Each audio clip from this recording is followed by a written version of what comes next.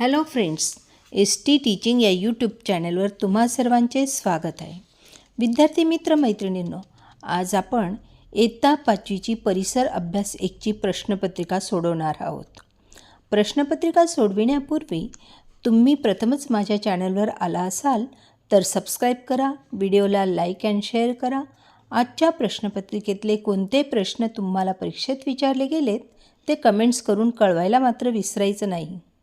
सराव पेपर सोडवताना आपण आत्मविश्वासाने परीक्षेला सामोरे जातो. त्यामुळे मागील वर्षांचे पेपर्सही तुम्ही अभ्यासायचे आहेत. डिस्क्रिप्शनमध्ये मी लिंक दिली आहे, ती अवश्य पहा. चला तर मग आता प्रश्न पहिला अ सोडवूया. प्रश्न पहिला अ, रिकाम्या जागी योग्य शब्द भरा. पृथ्वीच्या स्वतःभोवतीच्या फिरण्याला टिंबटिंब म्हणतात. पृथ्वीच्या स्वतःभोवतीच्या फिरण्याला परिवलन म्हणतात. आपले सामाजिक जीवन टिंबटिंब आधारे चालते. आपले सामाजिक जीवन नियमांच्या आधारे चालते. आपल्या देशात टिंबटिंब वृत्तीला विशेष महत्त्व आहे. आपल्या देशात सहिष्णू वृत्तीला विशेष महत्त्व आहे. पृथ्वीभोवतालच्या हवेच्या आवरणाला टिंबटिंब म्हणतात. पृथ्वीभोवतालच्या हवेच्या आवरणाला वातावरण म्हणतात. ब प्रश्न, पुढील प्रश्नांची एका वाक्यात उत्तरे लिहा. जीवावरण कशाचे बनलेले असते?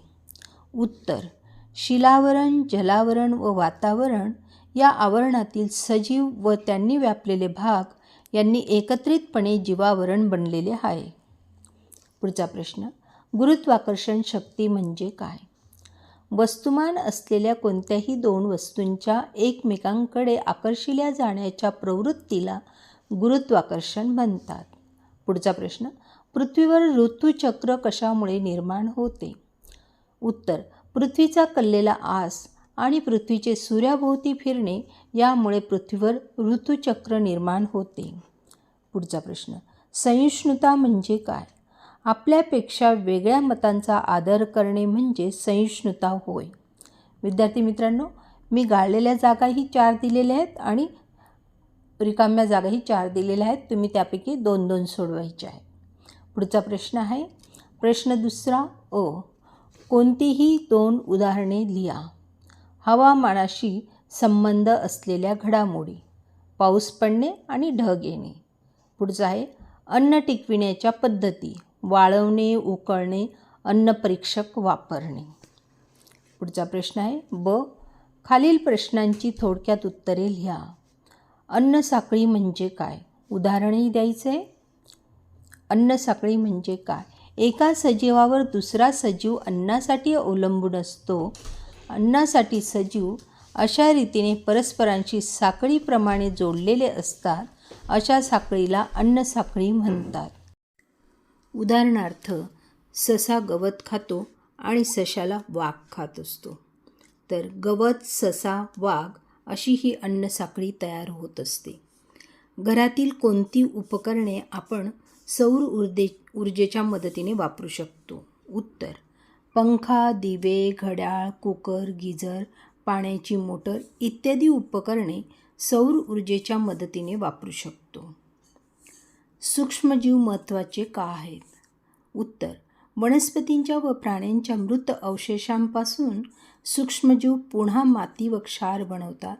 सूक्ष्मजीव नसते तर मृतावशेषाचा कचरा पृथ्वीतलावर साचून राहिला असता.